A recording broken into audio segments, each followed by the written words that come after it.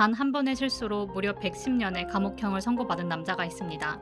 그러니까 감옥에서 평생을 살다 죽으라는 판결을 받은 거죠. 이 이야기의 주인공은 아메리칸 드림을 꿈꾸며 쿠바에서 미국으로 건너온 23살의 로헬 아길레라 메데로스입니다. 그런데 이 청년이 110년형을 선고받는 순간 전 세계 500만 명이 넘는 사람들이 이 청년을 구하겠다고 서명운동에 동원되는 일이 벌어지는데요. 여기에 한국인들도 이름만 대면 다 아는 세계적인 팝스타와 슈퍼셀럽들까지 일제히 등판해서 이 청년을 구하라고 목소리를 높이기 시작했습니다. 도대체 이 청년은 얼마나 끔찍한 범죄를 저질렀길래 110년이라는 형량을 받은 걸까요? 그리고 왜 전 세계가 범죄자를 옹호하는 걸까요? 미국 사법 역사상 가장 뜨거웠던 판결의 퍼즐을 지금 풀어보겠습니다.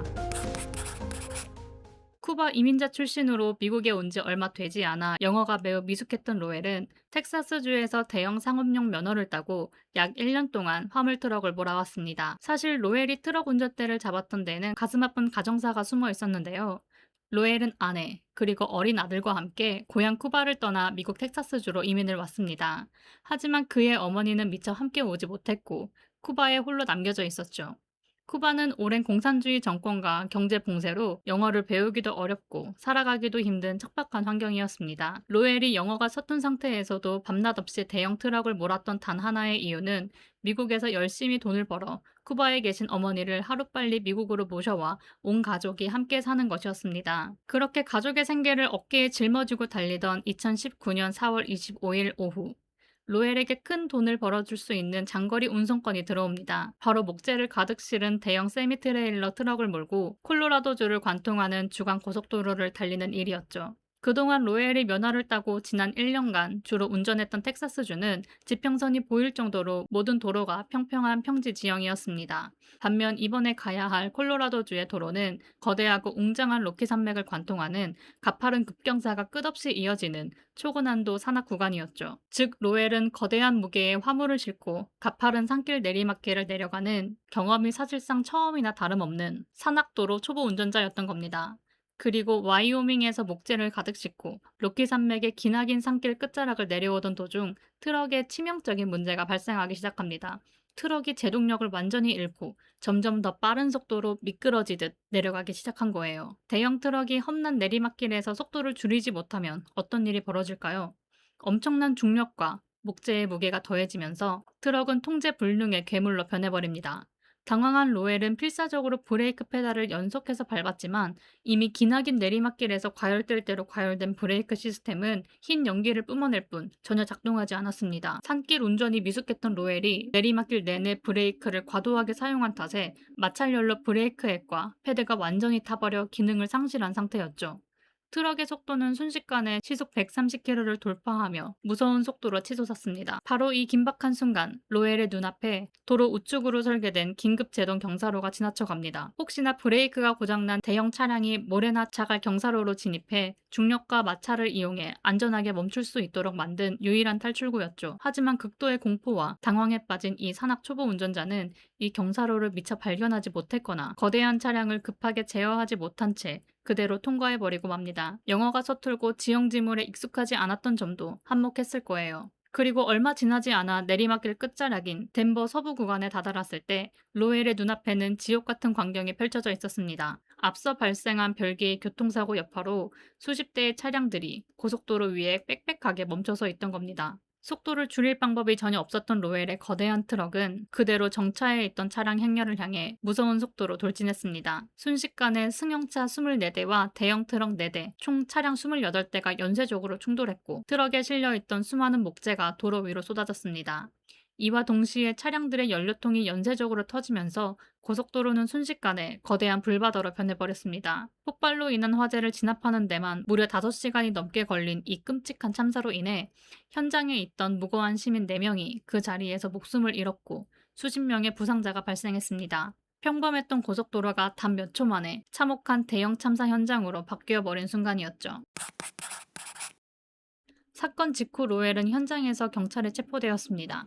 정밀 조사 결과 음주운전도 아니었고 마약을 한 것도 아니었습니다. 오직 브레이크 파열이라는 기계적 결함과 초보적인 대처 미숙이 불러온 끔찍한 과실사고였죠. 재판 과정에서 로엘은 스페인어 통역사를 대동한 채 유족들에게 눈물을 흘리며 이 사고로 목숨을 잃은 분들을 생각하면 가슴이 찢어지고 왜 내가 대신 죽지 않았는지 원망스럽다며 진심으로 사죄했고 선처를 호소했습니다. 미국에 있는 그의 아내와 동료들도 법정에서 함께 오열했죠. 이 비극적인 소식은 쿠바에 홀로 남겨진 어머니에게도 전해졌고 어머니는 매체 인터뷰에서 차라리 내 아들 말고 나를 감옥에 가두라며 눈물을 흘렸습니다. 대중들도 안타까운 사고이니 몇 년 정도의 실형을 살고 나오겠지라고 생각했습니다. 하지만 검찰의 입장은 단호했어요. 면허가 있는 운전자라면 산악도로의 위험성을 인지하고 긴급 경사로를 이용했어야 했는데도 무책임하게 지나쳤다라고 고의에 가까운 과실을 주장했죠. 그리고 2021년 12월 법원 판사가 선고한 로엘의 최종 형량은 무려 110년으로 떨어지며 큰 충격에 빠집니다. 고의성 없는 교통사고 과실범에게 어떻게 이런 무시무시한 형량이 가능했을까요? 그 비밀은 바로 콜로라도주의 독특한 의무최소 형량 제도와 연속 형량 방식 때문이었습니다. 배심원단은 로엘에게 차량 과실치사, 난폭 운전 등 총 27개의 혐의에 대해 유죄를 인정했는데 콜로라도 주법상 이 각각의 혐의에 지정된 최소 형량을 더하기 하듯 전부 합산해서 연속으로 부격하도록 강제되어 있었던 겁니다. 심지어 판사조차 선고 직후 나에게 재량권이 있다면 절대 이런 형량을 내리지 않았을 것이다. 하지만 주법이 그렇게 정해두고 있어서 판사인 나로서도 법을 따를 수밖에 없다라며 난감해했을 정도였어요. 자, 그런데 여기서 아주 흥미로운 일이 벌어집니다. 사람이 4명이나 사망한 대형 참사인데 이 판결이 나오자마자 미국 여론이 범죄자인 로엘을 미친 듯이 옹호하기 시작한 거예요. 왜 그랬을까요? 대중들이 폭발한 데는 크게 3가지 명확한 이유가 있었습니다. 첫 번째는 바로 처벌의 심각한 불평등이었어요. 고의로 사람을 잔혹하게 살해한 연쇄살인범이나 악질적인 아동 성범죄자도 미국에서 보통 징역 2, 30년을 선고받고 가석방으로 나오는 경우가 허다합니다. 그런데 누군가를 해치려는 악의가 전혀 없었고 기계 결함으로 당황했던 교통사고 과실범에게 징역 110년이 떨어지니 대중들은 이건 정의가 아니라 사법부의 코미디이자 횡포라며 분노한 겁니다. 두 번째는 진짜 책임자의 회피였어요.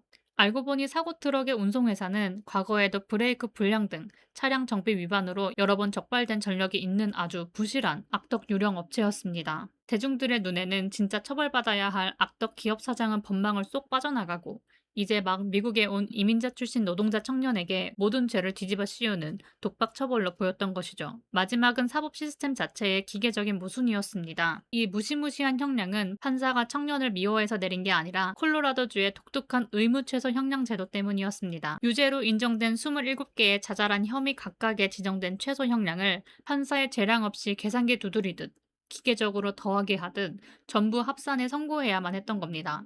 대중들은 인간에 대한 최소한의 고려도 없이 작동하는 법의 잔인함에 분노한 겁니다. 이러한 분노는 곧장 거대한 행동으로 이어졌습니다. 동료 트럭 운전사들은 콜로라도주로 향하는 화물 운송을 전면 거부하는 보이콧 운동을 벌이며 고속도로에 트럭을 세워 전국의 물류를 일시적으로 마비시켰습니다. 글로벌 청원 사이트에는 로엘의 감형을 강력히 촉구하는 전 세계 사람들의 서명이 순식간에 500만 명을 돌파하기에 이릅니다. 특히 세계 최고의 인플루언서이자 대기업 창업주인 킴 카다시안이 이 사건을 직접 언급하며 사법부를 강력하게 비판하고 나섰습니다. 당시에 실제 변호사 시험을 준비하며 사법개혁과 억울한 수감자 구제 활동에 깊이 참여하고 있던 킴 카다시안은 자신의 SNS의 판결의 부당함을 조목조목 지적하며 콜로라도의 의무최소 형량 제도는 사법 정의를 실현하는 게 아니라 판사의 재량권을 박탈하고 부당한 결과를 만들어내고 있다며 로엘은 악의가 없는 좋은 사람이었고 그가 저지른 행동에 비해 110년형은 너무 가혹하다라고 글을 올렸죠. 킴 카다시안뿐만이 아니었습니다. 라틴팝의 여왕이자 전 세계적인 전설의 팝스타 샤키라 역시 자신의 SNS를 통해 23살 청년에게 내린 110년 형량은